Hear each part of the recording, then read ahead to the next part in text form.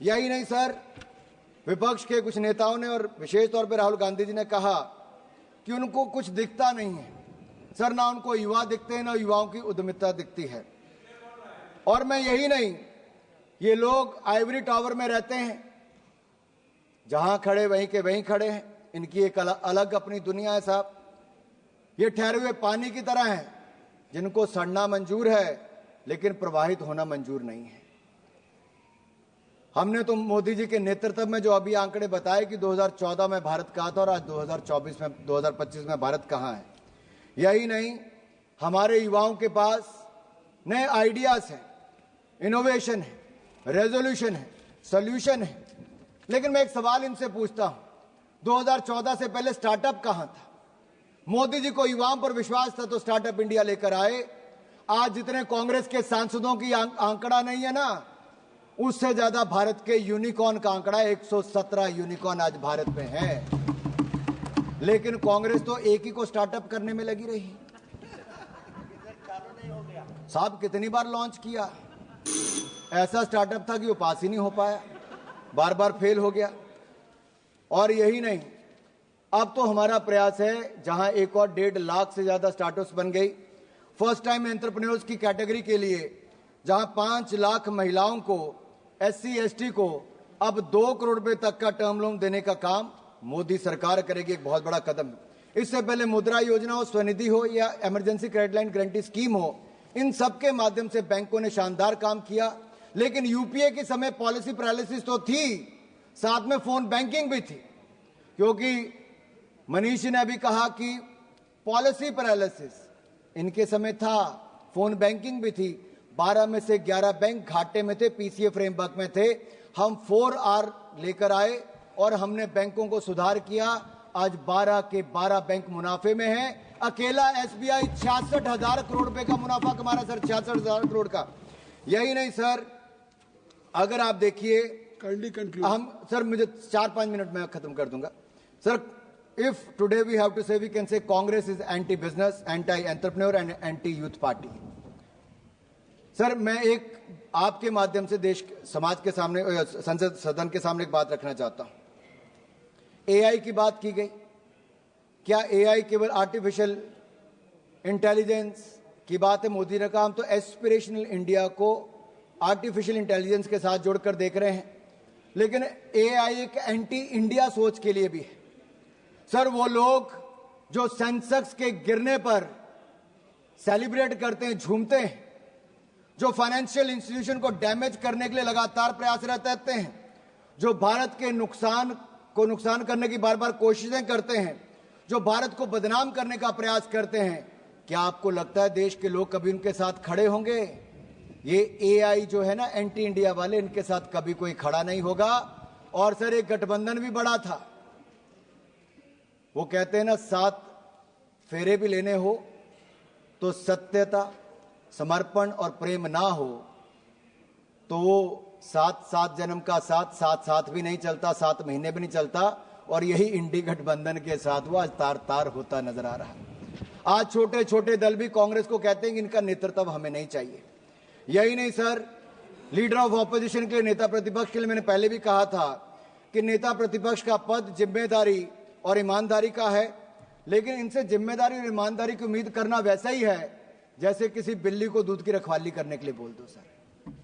और यही नहीं सर, हमने सेमीकंडक्टर को लेकर आए, बड़ी बड़ी हजारों करोड़ की इन्वेस्टमेंट आई। एस्पिरेशनल इंडिया को, आर्टिफिशियल इंटेलिजेंस को भी आगे लेकर आएंगे। सर, मैं 2 मिनट में बस खत्म कर रहा हूं।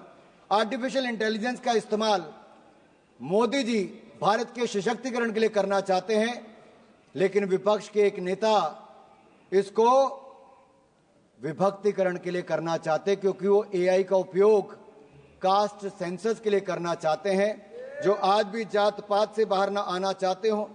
अभी एक सांसद ने भाषण दिया, उन्होंने केवल एक क्षेत्र की बात करके छोड़ दी सर। आज भी क्षेत्रवाद, जातवाद के नाम पर अगर विपक्ष देश को बांटने का प्रयास करेगा, और कांग्रेस के एक सांसद ने पिछले सत्र में भी, पिछले जो हमारा सदन था उसमें भी कहा था कि दक्षिण भारत के लिए कर दीजिए, वहां की जनता ने भी उसको वापस चुनकर नहीं भेजा, क्योंकि देश एक रहना जानता है और मोदी जी के नेतृत्व में एक रह के आगे बढ़ना चाहता है।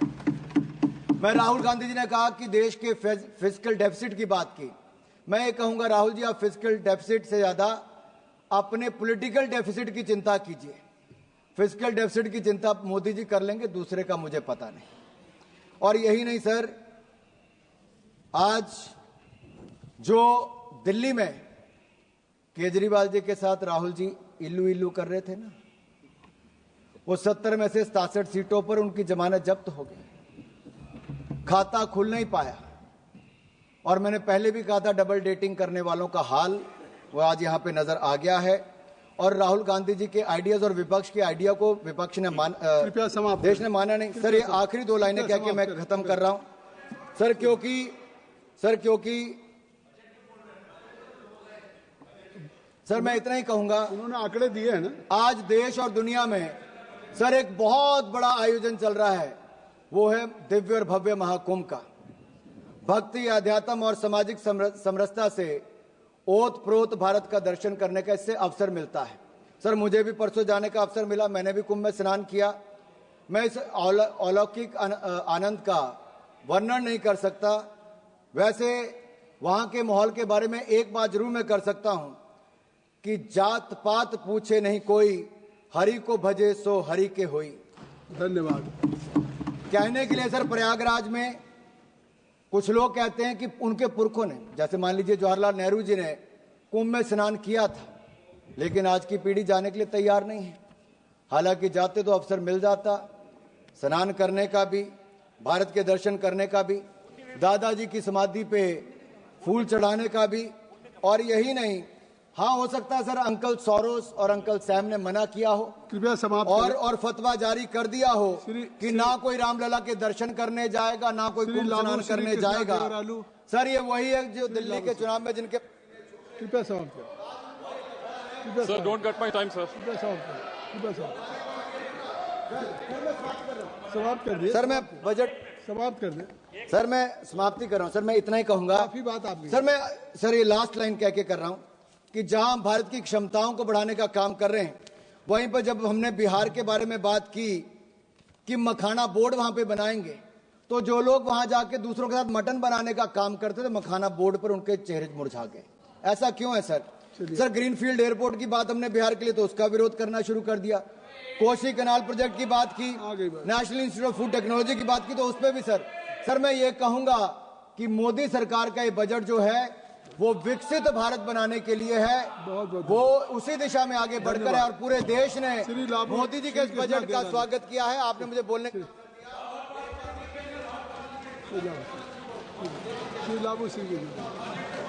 Sir, thank you.